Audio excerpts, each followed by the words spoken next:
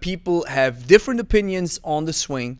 I think the sweet spot for the altitude, how high has the swing has to go, I don't think you have to go above shoulder level, because then you're almost going into a snatch. I would say between your stomach and between your chest, right up here will probably be the best altitude for the swing. And in that workout, which I'm going to show you in a second, I reduce the altitude. I'm going to explain it to you in a second. Let's check out the video. Let's check out the workout.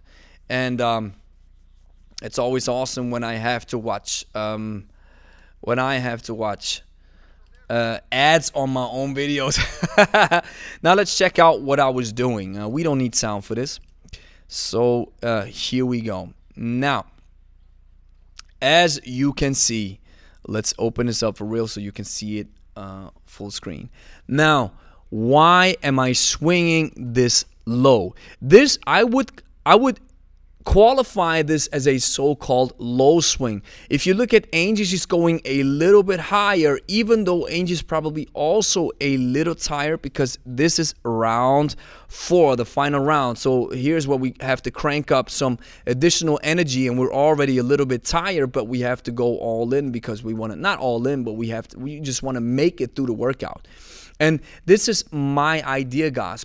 Before we dive into the reason why I'm using a low version of the swing, or a so-called low swing, my idea when it comes to these workout sessions is always the same. We have 6 minutes of work. We always work for time. We do 3 exercises, 2 minutes per exercise, unbroken. This equals 6 minutes of work with 1 minute of rest after these 6 minutes. Why are we doing this? I believe this for time method, or this competition method, is the most valuable because it's so easy. You don't have to count. You don't have to focus on anything but your technique. You can become more proficient and better and improve your technique without thinking about reps, without thinking about what do I have to do next. And even this small selection of exercises, it's simple and it's easy. And we believe in the power of simple stuff. And so my idea is always, once I pick up the kettlebell, I don't want to put it down for those 6 minutes unless we do exercises where you have to put the kettlebell down, for example, deadlifts or what have you. So the idea is to make it, especially with this exercise selection that we chose. This is a swing. We're using a swing. The second exercise is a clean and jerk.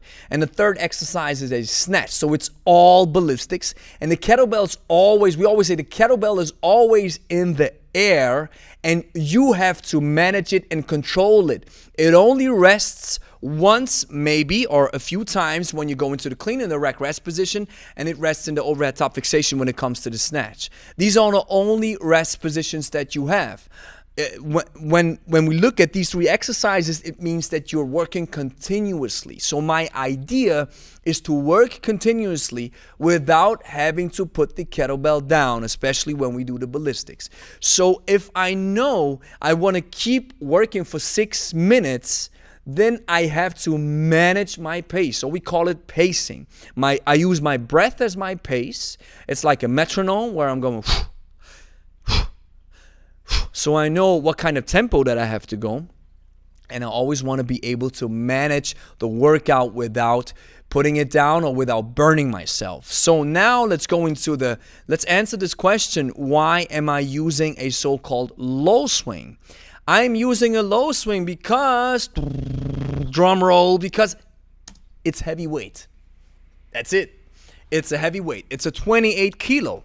So I could go higher. I could use more force from my hips and maybe a little bit of a pull when it comes to this heavy weight to get it up to this perfect chest level between stomach and chest. I could do it, but I know my body and I know my energy reserves. I know that I would probably burn myself, and this would lead to the fact that I would have to put the kettlebell either down or I would have to rest in the clean and jerk or in the snatch even longer than usual. So you see, I'm foreseeing. I know my body. I know how I work with the weights. So I'm anticipating. So that's the reason why it is a low swing.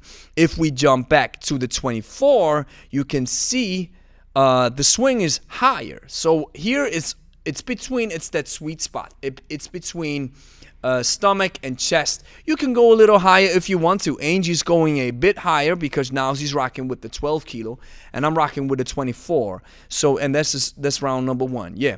So it always depends on what weight you're using. And the higher the kettlebell goes, the harder it is in the backswing. And you get a much more stretch. You get a stronger stretch reflex. And at the same time, you use more force and it costs you more energy. So you see all these different aspects that play a role when it comes to training and when it comes to how do I manage the workout? How do I manage my energy capacity intra-workout, during the workout?